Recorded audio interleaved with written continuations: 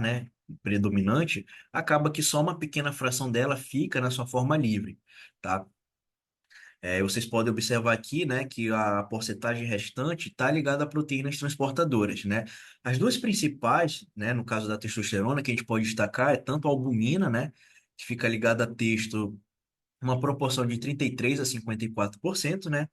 E a própria SHBG, que eu já comentei com vocês, que é a globulina ligadora de hormônios sexuais, que se liga aqui a uma taxa, né, de mais ou menos 60% da testosterona, tá? Isso aqui são valores médios, tá, pessoal? Dependendo da literatura que vocês forem estar analisando, pode ter valores um pouco diferentes disso.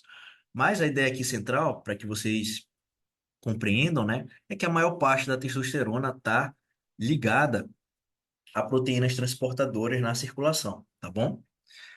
E nesse contexto, pessoal, a gente precisa fazer alguns adendos, né?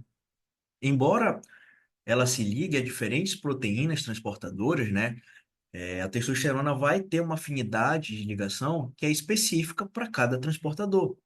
Ou seja, ela não vai se ligar com a mesma afinidade com todo mundo. E nesse contexto, o que que a gente sabe? A ligação dela com a albumina é uma ligação que de baixa afinidade, certo? Que é diferente da ligação que ela tem com SHBG, né, que é uma ligação de alta afinidade. Por que que é importante a gente saber isso, pessoal? A afinidade de ligação a uma proteína transportadora vai dizer a facilidade ou dificuldade que aquele hormônio tem, que aquele hormônio vai ter, no caso, né, de se desprender dessa proteína. Por quê? Porque quando a gente pensa na geração de efeitos fisiológicos, o que que a gente quer, né? Vamos considerar aqui uma célula qualquer, né? E aqui um hormônio esteroide qualquer um. Pode ser a testosterona ou qualquer outro, tá? O que que acontece?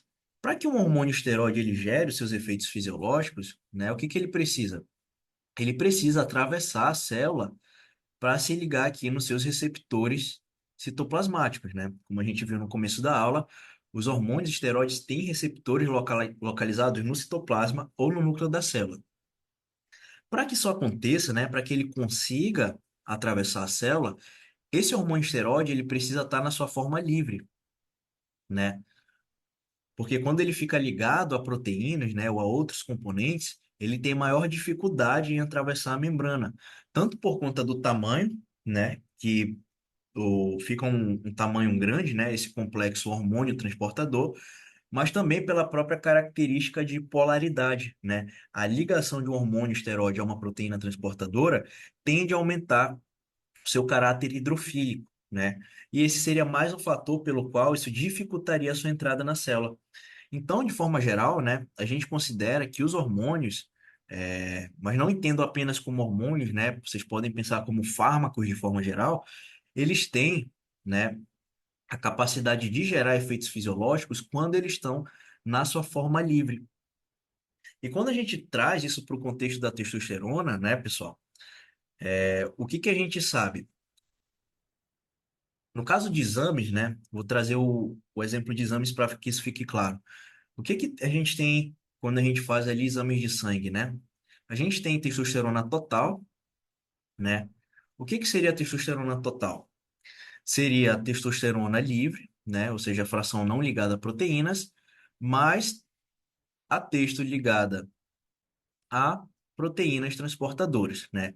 Que aqui no caso vai ser tanto a albumina, a SHBG, né? E outras proteínas transportadoras que ela se liga em menor quantidade. Mas a gente tem também ali no exame, né, um parâmetro que é a testosterona biodisponível. E o que que seria essa testosterona biodisponível, né? Seria a testosterona livre mais a fração de testosterona que fica ligada à albumina. E por que que essa fração ligada à albumina seria uma testosterona biodisponível? Como eu falei para vocês, a afinidade de ligação da testo com a albumina é uma afinidade baixa, né? Ela tem baixa afinidade por essa proteína.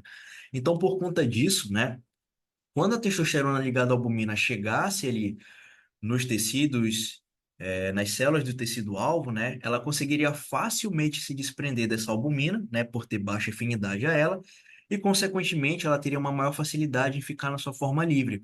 Se a texto fica na sua forma livre, então ela fica em uma forma apta a poder gerar aí os seus diversos efeitos fisiológicos, tá? Então, por conta disso, a gente considera que a texto ligada à albumina seria uma texto biodisponível, tá? E por outro lado, pessoal, por muito tempo se falou, né, a respeito dessa ligação da testosterona com SHBG, que seria uma ligação que iria inativar a testosterona, né? E por que que as pessoas falam, né, isso até hoje? Porque como a afinidade de ligação com SHBG é alta, né, ela tem uma alta afinidade com essa proteína transportadora, acaba que ela tem grande dificuldade em se desprender dela, né?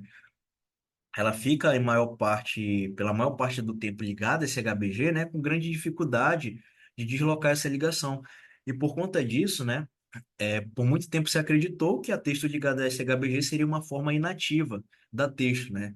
Pelos motivos que eu expliquei para vocês agora há pouco. Seria uma forma que teria dificuldade em entrar na célula para gerar aí os seus diversos efeitos.